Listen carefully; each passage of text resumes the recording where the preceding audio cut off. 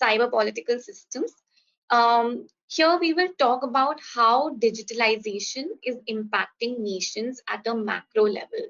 We all know the increasing rate of digital penetration in developed as well as emerging nations. Um, this has led the state of defense and governance to be controlled virtually. What this means is that nations are prepping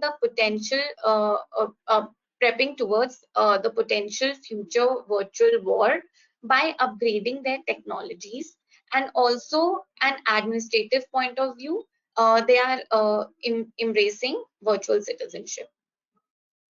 Now, the pros to adopting a virtual warfare system is that it offers better social control through satellite images, drones, public surveillance cameras, which are usually existent in smart cities, wearable devices, and many more such technologies. The nations around the world are significantly spending to strengthen their cybersecurity infrastructure. We are observing that China and Russia possess capabilities of future virtual warfare. And speaking of the future outlook, in the long run, terrorists will have better access to modern technologies for virtual warfare, and this provides sufficient reason for nations to consider investing towards newer technologies for training sessions. Let's say VR and AR training programs can be conducted to train the soldiers for new virtual war techniques. Now, coming to the administrative aspect of this trend, that is virtual citizenship, many countries nowadays are embracing virtual citizenship by implementing e-voting and e-residency programs to reduce bureaucracy, red tape for citizens.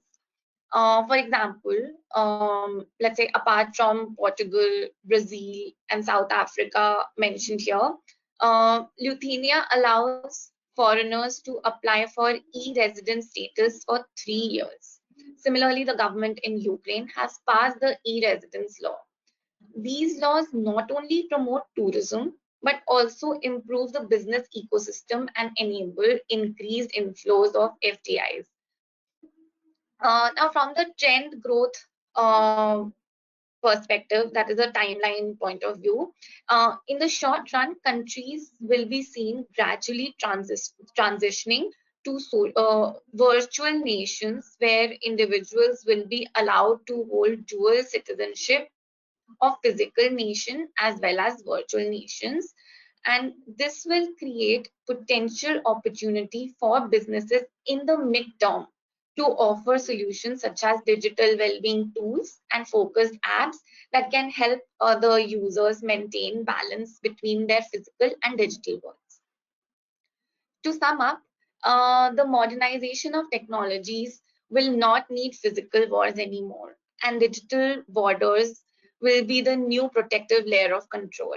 On the other hand, virtual citizenship will erode social boundaries, and more business opportunities will be seen emerging in the regions that are capable of implementing virtual citizenship.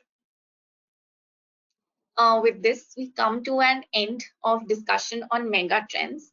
Now, I will take you through various potential threats that a few of the discussed mega trends can pose in the future. Biotechnical intervention. Now, within this trend, one of the main concern, much like data, is questions that can arise at societal level, that who owns genetic information and how should it be used. In these cases, lack of regulatory framework can give rise to unethical practices, biological warfare, and monopolization of practices.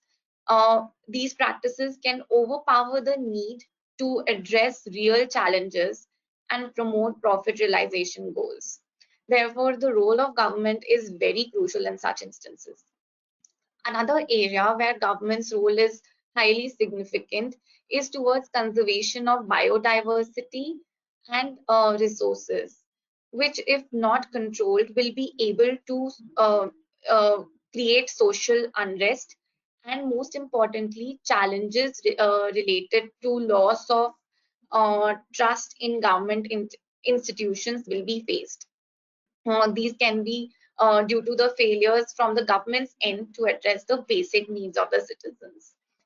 On the other hand, I mean, other than this, over exploitation of resources by current generation and biodiversity imbalance could lead to frequent natural calamities, and there is a risk that ecosystem will become less and less capable of recovering from these disturbances. There are more reasons for citizens to be concerned in the future, mainly around the misuse of their personal information, which could be compounded by the spread of disinformation. This will further lower the credibility of the government institutions within the consumer market. In the end, these challenges are all interconnected and create a space of heightened uncertainty where trust in digital and political spheres could be eroding.